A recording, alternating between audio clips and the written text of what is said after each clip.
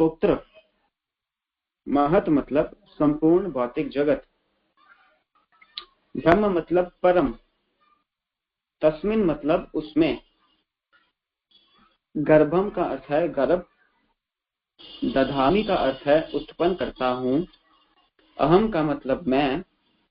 संभव का मतलब संभावना। सर्वभूतानाम मतलब समस्त जीवों का। तथा मतलब तत्पश्चात। भवती मतलब होता है। भारत मतलब हे भरतपुत्र। ठीक है, अब इसका श्लोक का मीनिंग क्या है। हे भरतपुत्र, ब्रह्म नामक समग्र भौतिक वस्तु जन्म का स्तोत्र है।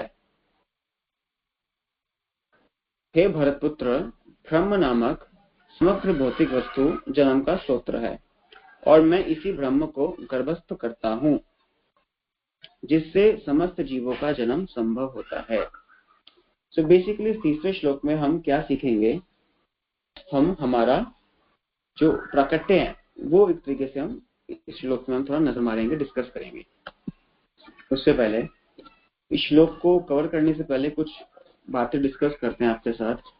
जैसे कि भगवत गीता, जैसे कि हम सभी जानते हैं भगवत गीता अर्जुन की भगवान के भक्त की विजय का सूचक है। एक्चुअली भगवत गीता भक्त की भी विजय का सूचक है और भगवत गीता भक्त के चेतना का विजय का सूचक है। जब हमारी चेतना विजय प्राप्त कर लेती है ना, तो वास्तव में हमारा भगवत गीता को पढ़ना, श्रवण करना, मनन करना वो सार्थक हो जाता है। इस श्लोक को समझने से पहले हमें कुछ बातें समझनी होंगी कि देयर इज अ डिफरेंस, कुछ अंतर होता है मैटर और स्पिरिट के अंदर। देखिए आत्मा, हम बेसिकली 4 चीजों से हम बने हैं। वैसे तो 24 तत्व हैं, बट जो मुख्यतः 4 हैं वो मन, बुद्धि, शरीर और आत्मा। ठीक है, ये हम सबके अंदर कॉमन है। आत्मा हम सबके अंदर एक जैसी है। आत्मा जो है, ये आज की क्लास लिटिल बिट थोड़ी सी टेक्निकल है, तकनीकी है, तो थोड़ा आप बस इस पर ध्यान देना अपना। आत्मा सभी के एक जैसी है। आत्मा विवेकानंद के अंदर जो आत्मा थी, जो वो तत्व था, आत्मा तत्व जो आपके अंदर है, जो मेरे अंदर है, जो कि प्रधानमंत्री के अंदर है, आत्मा सभी की स्पिरिट एक जैसी है। सबका सोर्स एक है, जो कृष्ण, हम सब कृष्ण के अंश है। लेकिन मन, बुद्धि और शरीर सबका अलग अलग है। ये बात आप भी एग्री करोगे। ये तीनों सबका डिफरेंट है, मन, बुद्धि और शरीर। लेकिन आत्मा सबकी एक जैसी। आत्मा न किसी की छोटी है, ना मोटी है, ना पतली है, ना आड़ी है, ना टेढ़ी है। आत्मा एक जैसी है सबकी। आत्म तत्व सब में एक जैसा है। मन, बुद्धि, शरीर सबका अलग अलग है। तो हमें बेसिकली मन और बुद्धि पे काम करना है। महाराज की सुंदर पुस्तक है ना, मन की मनमानी।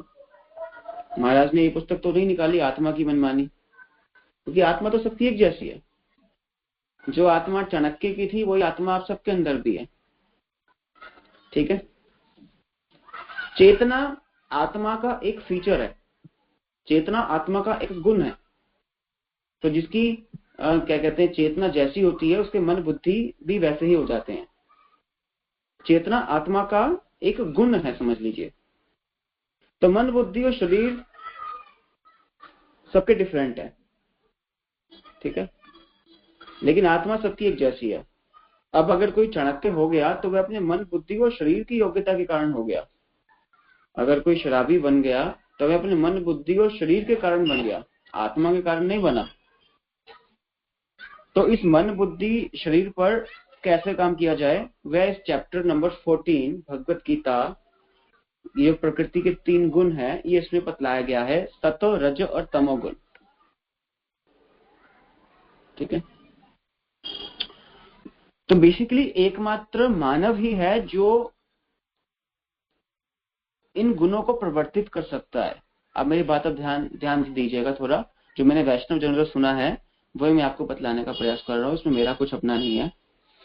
तो एकमात्र मानव मनुष्य, हम होमोसैपियंस, हम मनुष्य ही हैं जो हम इन गुणों को परिवर्तित करने की योग्यता रख सकते हैं। जैसे कि एक गाय का जब जन्म होता है तो गाय क्या खाती है, घास फूस। गाय मांस नहीं खाती, और जब गाय शीर छोड़ती है तो तब भी वो मांस नहीं खाती। एक एक शेर है, शेर का जब जन्म होता है, जब कोई आत्मा शेर की शरीर में प्रवेश करती है तो शेर घास फूस नहीं खाता, शेर मांस खाता है। तो शेर जो है वो अपने गुणों को परिवर्तित नहीं कर सकता, वो सतो गुण में रहकर क्या कहते हैं, घास फूस नहीं खा सकता। मनुष्य में कैपेबिलिटी है, मनुष्य में योग्यता है अपने गुणों को परिवर्तित करने की। उसके पास ये स्वतंत्रता है कि वह कौन से गुण में स्थिर रहना चाहता है, कौन से गुण में रहना चाहता है। लेकिन पशुओं में ये ऑप्शंस नहीं है, पशु अपने गुणों को कन्वर्ट नहीं कर सकते। पशु जैसे जिन गुणों में जन्म लेंगे वैसे ही मरेंगे, लेकिन मनुष्य में चेंज करने की योग्यता है। वही भगवान इस चैप्टर नंबर 14 में बता रहे हैं, प्रकृति के 3 गुण, कि हमारे पास ये ऑप्शन है, हमारे पास ये डिस्क्रिमिनेट करने की क्षमता है, हमारे पास ये विचार करने की क्षमता है कि हम सतोगुण में रह सकते हैं, रहें रजोगुण में रहें या तमोगुण में। एक्चुअली क्या है ना, तमोगुण और रजोगुण में रहना बहुत इजी होता है, सतोगुण में रहना लिटिल बिट डिफिकल्ट। जैसे किसी भी चीज को बिगाड़ना हो ना, किसी भी चीज को खराब करना हो तो उसमें ज्यादा मेहनत नहीं लगती, वर्स्ट चीजों को करने में मेहनत नहीं लगती, चीजों को बेस्ट करने में मेहनत लगती है, चीजों को सुंदर करने में, बेस्ट करने में, बिल्डिंग बनाने में मेहनत लगती है, तोड़ने में मेहनत नहीं लगती। तो सतोगुण का मतलब हो गया शुद्धि, प्योरिटी, रजो का मतलब हो गया पैशन, और तमो का मतलब हो गया निद्रा, टोटली आलस। तो हमें याद रखना है कि हम इस जगत के नहीं हैं। हम जो डेली उपदेश पर क्लास सुनते हैं, हम जो डेली वैष्णव जनों का संग करते हैं, वो केवल इसी बात को बार बार रिकॉल करने के लिए किया जाता है कि हमें याद रहे कि हम इस जगत के नहीं हैं, हम इस मृत्यु लोक से ताल्लुकात नहीं रखते, हम इस मृत्यु लोक के रहने वाले निवासी नहीं है। गुरु महाराज अपने लेक्चर में बताते हैं, वी आर इटर्नल सोल, हम जो आत्मा है कृष्ण के अंश है, और हम उनके धाम से संबंध रखते हैं, हम इस मृत्यु लोक से, हम इस भौतिक जगत से संबंध नहीं रखते। तो हमें याद रखना है कि हम इस जगत के नहीं हैं, ये बॉडी हमारी नहीं है, बस हमें इसी विजन को डेवलप करना है। जितना हम रजोगुण तमोगुण में रहेंगे अधिक ज्यादा से ज्यादा, उतना हमें प्रॉब्लम होगी इस विजन को, इस दृष्टिकोण को डेवलप करने की। तो बस हमें ये दृष्टिकोण अपना डेवलप करना है, ये विजन को स्ट्रॉन्ग करना है कि हम इस भौतिक जगत से संबंधित आत्मा नहीं है, हम इस भौतिक जगत से नहीं है, ये शरीर है यहाँ का, हम नहीं है। हमें बेसिकली हमें हैबिट डेवलप करनी होगी, हमें खुद को इस जगत से अलग देखना होगा। इसका मतलब ये नहीं है कि सब कुछ छोड़ छाड़ के भाग जाना है, दैट मीन्स कि हमें कर्तव्य को करते करते इसमें आसक्त नहीं होना, अटैच नहीं होना। सो हमें खुद को इस जगत से अलग देखना है, ठीक है। अब यहाँ पे भगवान इस श्लोक में बोल रहे हैं ब्रह्म। देखिए ब्रह्म पहले समझिए, ब्रह्म है क्या। माया भी ब्रह्म है, जीव भी ब्रह्म है, लेकिन परमात्मा परम ब्रह्म है। भगवान ही जीव और प्रकृति के संयोग का कारण है। ये गीता भूषण टीका में दिया गया है, ये वन ऑफ द स्कॉन लेक्चर आपको यूट्यूब में मिल जाएगा। भगवान ही जीव और प्रकृति के संयोग का कारण है, ये बात हमें पहले समझनी होगी, ठीक है। एक्चुअली जब हम बेसिकली क्या है ना, हमारा भी दृष्टिकोण वो इतना डेवलप नहीं हुआ कि हम खुद को इस भौतिक जगत से डिफरेंट देख पाए। जब तक नहीं देखेंगे तब तक हमारे को ये क्या कहते हैं, स्पिरिचुअली एडवांसमेंट नहीं आएगी। फिर वही सुख और दुख लगे रहेंगे, क्लेश लगा रहेगा, 7 प्रकार के दुख लगे रहेंगे, जन्म मृत्यु जरा व्याधि, आदि भौतिक आदि दैविक और आध्यात्मिक। बेसिकली जब हम किसी से मिलते हैं ना, तो हम पूछते हैं हाउ आर यू, आप कैसे हो। लेकिन आपको पता है जब विश्वामित्र, रामायण में विश्वामित्र राजा दशरथ के पास गए उनके पुत्रों को मांगने के लिए, जब कुछ दुष्ट प्रवृत्तियों का नाश करना था और माता सीता के साथ आगे की क्या कहते हैं वो जो लीला को भराना था। तो जब विश्वामित्र दशरथ के पास गए तो उन्होंने महाराज दशरथ से ये नहीं पूछा दशरथ जी हाउ आर यू, उन्होंने महाराज दशरथ से पूछा कि जन्म मृत्यु पर विजय पाने का प्रयास कैसा चल रहा है। कितना सुंदर क्वेश्चन पूछा कि जन्म मृत्यु पर विजय पाने का प्रयास कैसा चल रहा है। तो बेसिकली जब हम किसी से मिले ना, ये नहीं पूछना चाहिए कि हाउ आर यू, आप कैसे हो, पूछना चाहिए, लेकिन इससे भी बड़ा क्वेश्चन क्या है, ये जरूर पूछना चाहिए कि जन्म मृत्यु पर विजय पाने का आपका प्रयास कैसा चल रहा है। इनडायरेक्ट वे से यही पूछ रहे हो कि आप भक्ति आपकी कैसी चल रही है। तो भगवान ही जीव और प्रकृति के संयोग का कारण है। अब यहाँ पर हम इस श्लोक को थोड़ा प्रभुपाद जी के तात्पर्य से समझने की कोशिश करते हैं। प्रभुपाद अपने पर्पट में लिखते हैं, ये संसार की व्याख्या है कि जो कुछ घटित होता है वह क्षेत्र तथा क्षेत्रज्ञ के संयोग से होता है। ये आप सब लोग अब जान गए होंगे, क्षेत्र का मतलब होता है शरीर और क्षेत्रज्ञ का मतलब क्या हो गया, आत्मा। ये आई होप आप सबको क्लियर होगा। क्षेत्र बोला जाता है, क्षेत्रज्ञ बोला जाता है शरीर को जानने वाला। शरीर को कौन जानता है, जो हमारे भीतर की आत्मा है, उसी को तो आत्म साक्षात्कार कहते हैं। जिस व्यक्ति ने आत्म साक्षात्कार कर लिया, दैट मीन्स उसने ये विजन डेवलप कर लिया कि हम इस भौतिक जगत से संबंध नहीं रखते। सिंपल। तो शरीर का मतलब क्षेत्र, शरीर को जानने वाला क्षेत्रज्ञ, ठीक है। और कर्म क्षेत्र क्या हो गया, कर्म क्षेत्र हो गया ये हमारा पंचभूत का शरीर, ये हो गया हमारा कर्म क्षेत्र। प्रभुपाद लिखते हैं कि जो कुछ घटित होता है वह शरीर और आत्मा के, तो प्रकृति और जीव का यह संयोग, प्रकृति मतलब ये भौतिक प्रकृति और जीव मतलब हम जीव, प्रकृति और जीव का यह संयोग स्वयं भगवान द्वारा संभव बनाया गया है। अब देखिए प्रभुपाद ने यहाँ पर कितनी डीप लाइन लिखी है वाली, कि प्रकृति और जीव का यह संयोग स्वयं भगवान द्वारा संभव बनाया गया है, कि भगवान ही जीव और प्रकृति के संयोग का कारण है।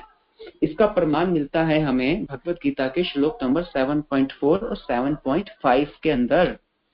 भगवत गीता के 7.4 में क्या बोला गया है भगवान ने, भगवान अपनी अपरा प्रकृति के बारे में बता रहे हैं।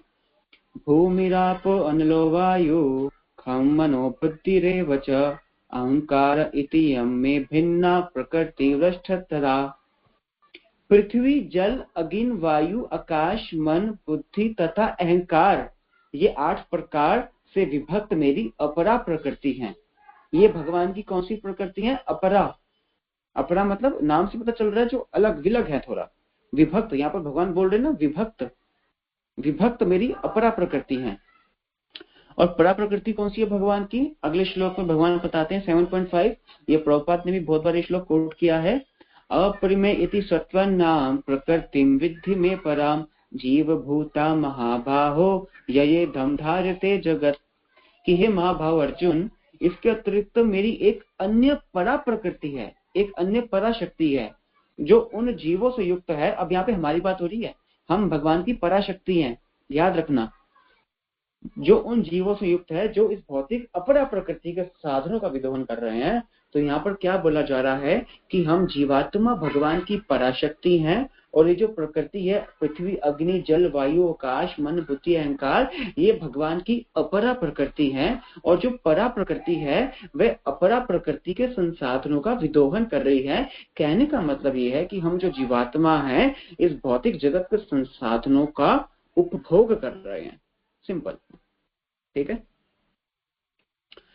तो यहाँ पर भगवान श्रील प्रभुपाद ये लिखते हैं कि प्रकृति और जीव का यह संयोग स्वयं भगवान द्वारा बनाया गया है। महत तत्व ही समग्र ब्रह्मांड का संपूर्ण कारण है।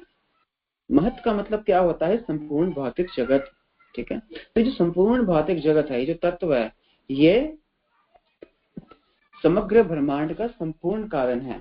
और भौतिक कारण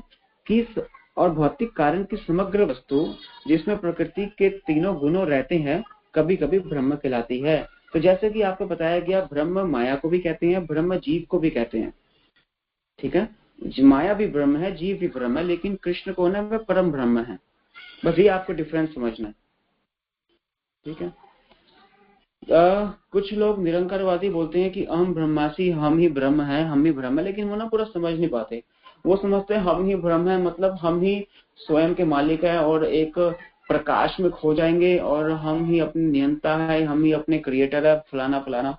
एक्चुअली उनको उनकी फिलोसफी ना हमारे से 80-90% तक ठीक चल रही होती है, लेकिन आखिरी के 10-20% में ना वो डाइवर्ट हो जाते हैं, जिस कारण उनका फिर क्या कहते हैं, पूरी तरीके से हम उनका विरोध करते हैं, बहुत ही पोलाइटली हम उनका विरोध करते हैं। अब यहाँ पर भगवान कृष्ण बताते हैं कि परम पुरुष इसी समग्र वस्तु को गर्भस्थ करते हैं जिसमें असंख्य ब्रह्मांड संभव हो सके। देखिए परम पुरुष कौन है जो समग्र वस्तु को गर्भस्थ करते हैं? परम पुरुष है हमारे गर्भोदक्षाय विष्णु। कारणोदक्षाय विष्णु तो जो होते हैं वो उनके रोम छिद्र से बहुत सारे ब्रह्मांड निकलते हैं, लेकिन जो गर्भोदक्षाय विष्णु है वो बेसिकली अपनी नाभि से बिना लक्ष्मी माता के अपने पुत्र ब्रह्मा को जन्म देते हैं, बिना माता लक्ष्मी के, क्योंकि माता लक्ष्मी नित्य किशोरी रहती है, माता लक्ष्मी हमेशा नवीन किशोरी की तरह रहती है। तो बिना माता लक्ष्मी की हेल्प के कृष्ण विष्णु अपनी नाभि से अपने पुत्र ब्रह्मा को जन्म देते हैं, तो वो बीज डालते हैं। तो कभी कभार बोला जाता है कि ये जो माँ दुर्गा है, माँ भगवती है, इसी से सारी की सारी प्रकृति चल रही है, इन्हीं को प्रकृति कहा जाता है। बात सही है, लेकिन यहाँ पर बीज डालने वाला कौन है? बीज डालने वाले नारायण है। ये बात हमें समझनी है, ठीक है। तो आगे वैदिक साहित्य में मुंडक उपनिषद इस समग्र भौतिक वस्तु को ब्रह्म कहा गया है। ये आपको मैंने बतला दिया, माया को भी ब्रह्म कहते हैं, जीव को भी ब्रह्म कहते हैं, ठीक है। तो इस समग्र भौतिक वस्तु को ब्रह्म कहा गया है। तस्मादेतत् ब्रह्म नाम रूप मन्न च जायते। परम पुरुष उस ब्रह्म को जीव के बीजों के साथ गर्भस्थ करता है। तो परम पुरुष कौन है? नारायण। जो नारायण है, जो विष्णु है, वो उस ब्रह्म को जीवों के बीजों के साथ गर्भस्थ करता है। तो बीज देने वाला कौन है? बीज देने वाले कृष्ण हैं, और वो क्या कहते हैं, जो माता शक्ति है उनके अंदर गर्भस्थ करते हैं, उनको गर्भस्थ करते हैं, उनके ऊपर अपना दृष्टिपात करते हैं, जिससे कि ये सृष्टि का विस्तार होता है। तो पृथ्वी जल अग्नि वायु आदि 24 तत्व भौतिक शक्ति हैं, और ये महत ब्रह्म अर्थात भौतिक प्रकृति के अवयव है। जैसा कि 7वें अध्याय में बताया जा चुका है कि इससे परे एक अन्य परा प्रकृति है जो जीव होती है। ये आपको मैंने बतलाया श्लोक नंबर 7.5, जिसमें कृष्ण बताते हैं कि मेरी एक पराशक्ति है, जो कौन है? जीव आत्मा, जीव, हम सब लोग, आप लोग, मैं लोग, हम सब जीव, हम भगवान कृष्ण की पराशक्ति हैं, हम कृष्ण के अंश हैं। लेकिन अगर और भी टेक्निकली समझा जाए, तकनीकी तौर से, तो हम भगवान कृष्ण के अंश हैं, हम आत्मा है, आत्मा कृष्ण का अंश है, लेकिन साथ ही साथ हम भगवान की पराशक्ति हैं, ठीक है। और अपराशक्ति कौन है? अपराशक्ति वह है जैसे कि पृथ्वी जल अग्नि वायु आकाश मन बुद्धि और अहंकार, ये भगवान की अपराशक्ति हैं, और जो पराशक्ति है वो अपराशक्ति का संसाधनों का विदोहन कर रहे हैं। भगवान की इच्छा से ये परा प्रकृति अपरा प्रकृति में मिला दी जाती है। एग्जैक्टली ये जो संसार चल रहा है, ये कैसे चल रहा है? ये अभी शुरू में बताया ना, भगवान ही जीव और प्रकृति के संयोग के कारण है। भगवान क्या करते हैं? पराशक्ति को और अपराशक्ति को मिक्सी में मिला के ना एकदम उसको घोल देते हैं एकदम, तो तभी से फिर सृष्टि चलायमान हो जाती है, जिसके बाद इस भौतिक प्रकृति के सारे जीव उत्पन्न होते हैं, ठीक है। बिच्छू अपने अंडे दान में ढेर, ओके, जो बिच्छू होता है ना, वह अपने अंडे धान के ढेर में देता है। तो लेकिन क्या ये मतलब हुआ कि बिच्छू जो है धान से उत्पन्न हुआ है? नहीं, बिच्छू धान से उत्पन्न नहीं हुआ, लेकिन धान बिच्छू के जन्म का कारण नहीं है। वास्तव में अंडे जो है माता बिच्छू ने दिए हैं। तो कभी कभी हमें लगता है कि ये जो सृष्टि है सारी की सारी माँ दुर्गा इनकी मालकिन है। इनडायरेक्ट वे से देखा जाए तो क्या कहते हैं, भगवान विष्णु सबके कारणों के कारण है। माता दुर्गा को निमित्त बनाया गया है, माँ भगवती को निमित्त बनाया गया है, ठीक है। लेकिन धान बिच्छू के जन्म का कारण नहीं है। वास्तव में अंडे माता बिच्छू ने दिए। तो यहाँ पर प्रभुपाद बहुत सुंदर एग्जाम्पल कोट कर रहे हैं यहाँ पर, लेकिन धान बिच्छू के जन्म का कारण नहीं है। इसी प्रकार भौतिक प्रकृति जीवों के जन्म का कारण नहीं होती। तो जो भौतिक प्रकृति है ना, क्या कहते, जो माया देवी है, ठीक है, वह हमारे जन्म का कारण नहीं है। हमारे जन्म का कारण कौन है? अहम बीज प्रदापिता। हमारे जन्म का कारण केवल और केवल श्री भगवान है और कोई नहीं है, ठीक है। जब श्री भगवान जीव और प्रकृति को मिला देते हैं तब जाके हमारा जन्म होता है। बीज भगवान द्वारा प्रदत्त होता है। जो बीज है वो भगवान द्वारा, बीज हमेशा पुरुष द्वारा ही दिया जाता है। ये तो आप एग्जाम्पल से भी समझ सकते हो। भौतिक जगत में भी देखो तो स्त्री पुरुष की शादी होती है तो हालांकि स्त्री पुरुष पति पत्नी दोनों का क्या कहते हैं प्रॉपर रोल रहता है संतान की उत्पत्ति करने में, लेकिन बिना बीज के कोई माता समर्थवान नहीं होती कि वो किसी शिशु को जन्म दे सके। लेकिन अगर आध्यात्मिक दृष्टि में देखा जाए, भौतिक नहीं आध्यात्मिक दृष्टि में भगवान को किसी स्त्री की भी आवश्यकता नहीं है। भगवान ने अपने पुत्र ब्रह्मा को जन्म दिया बिना माता लक्ष्मी की सहायता के। और आप और अगर डीप में स्टडी करोगे तो ब्रह्मा जी ने भी अपने कितने पुत्रों को जन्म दिया बिना क्या कहते हैं किसी देवी के, अपने मन से जन्म दिया। 4 कुमारों को जन्म दिया, प्रजापति दक्ष को जन्म दिया, है ना, बिना माता बिना किसी देवी के। तो आध्यात्मिक जगत में तो पुरुष फिर भी बहुत ही पावरफुल होता है, वो बिना किसी स्त्री के जन्म दे सकता है। हाँ, भौतिक जगत में स्त्री पुरुष दोनों की आवश्यकता है, लेकिन भौतिक जगत में भी बीज देने वाला कौन है? भौतिक जगत में भी बीज देने वाला पिता है। पुराने टाइम में जब लड़कियां हुआ करती थी तो दोष दिया जाता था माताओं को, घर की बहू को, कि ये कैसी औरत, कैसी हमारे अगर बहू आई है, लड़की पर लड़की पैदा हो रही है। लेकिन वास्तव में उस लड़की की गलती थोड़ी है।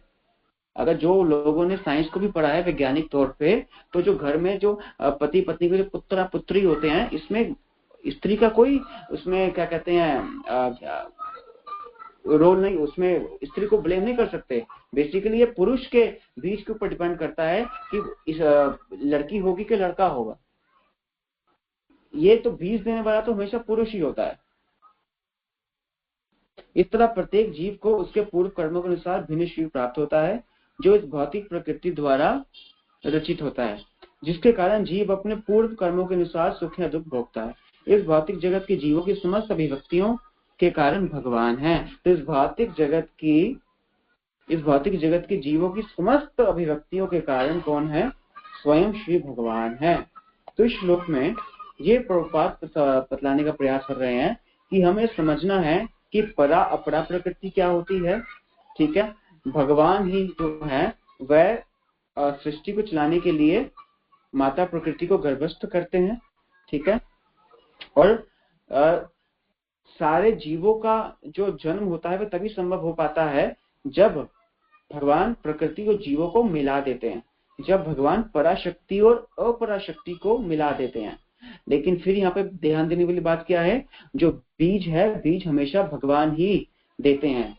बीज देने वाले पिता जो फादर हैं वो केवल और केवल नारायण कृष्ण ही हैं। ये बात हमें समझनी है, बस दैट्स इट। ये श्लोक में था, ठीक है।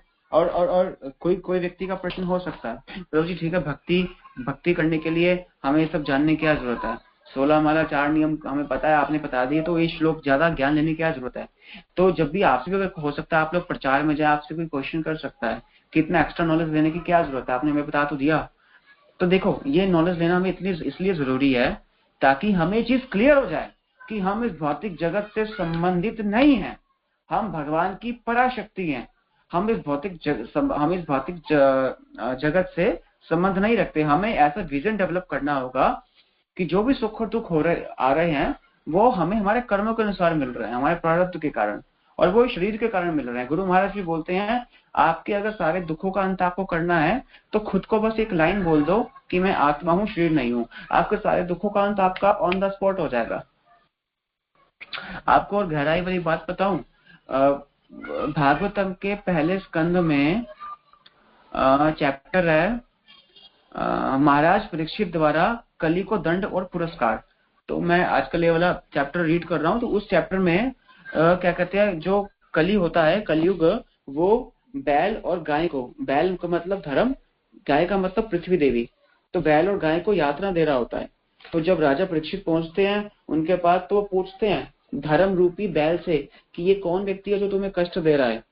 तो आप मानोगे नहीं, वो जो धर्म रूपी बैल था, वो उसको तो ये कहना चाहिए कि ये कली है, कलयुग है, देखो जी सांप आया है मेरे को मारने के लिए, इसको कुछ करो, इसको इसका ये क्या कहते हैं हमारे को बहुत सता रहा है, ऐसे उसको बोलना चाहिए। लेकिन आप इमेजिन नहीं करोगे, उस बैल ने, उस धर्म रूपी बैल ने क्या बोला।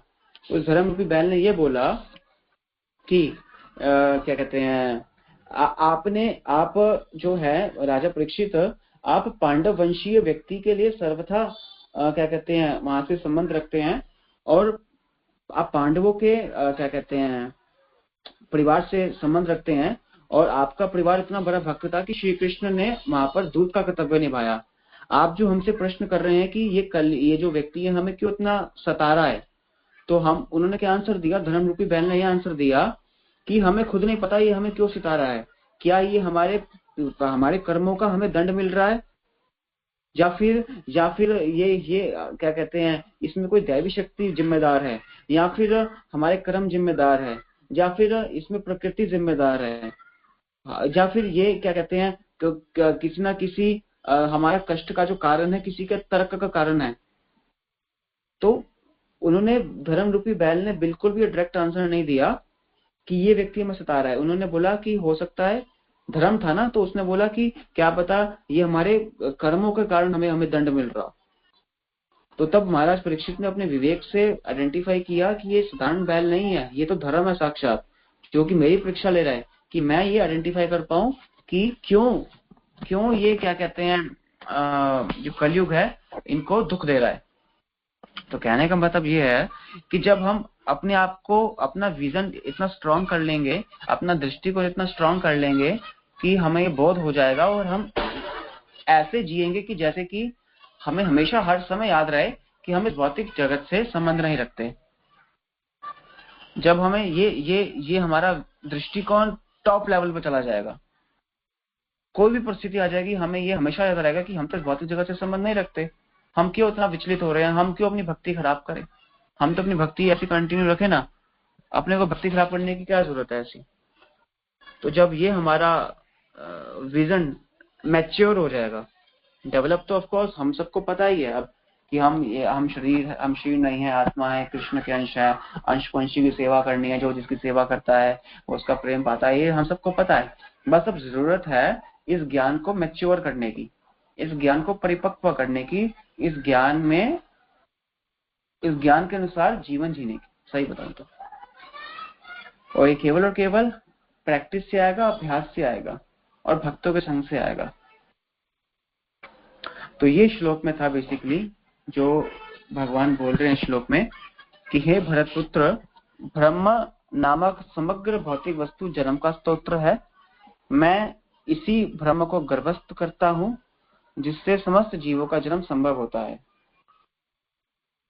तो इसको जितना सरल करके मैं आपको बता पाया, तो अगर फिर भी इस यहाँ पर किसी का कोई क्वेश्चन है तो ले सकते हैं, या फिर कोई इसमें कोई ऐड करना चाहता है, क्लास में और भी बड़े चले भक्त हैं तो